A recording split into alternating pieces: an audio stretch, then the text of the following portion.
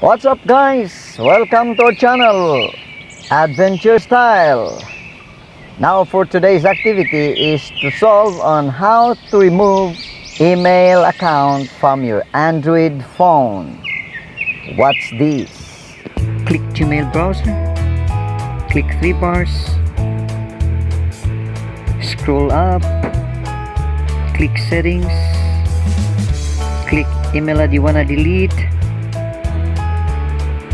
click three dots, click manage accounts, click Google, click email ID you wanna delete, click more, click remove account, click remove account again, and it's gone. Congratulations and Thanks you. for watching. Please subscribe and don't forget to click the notification bell for you to be updated of our next videos.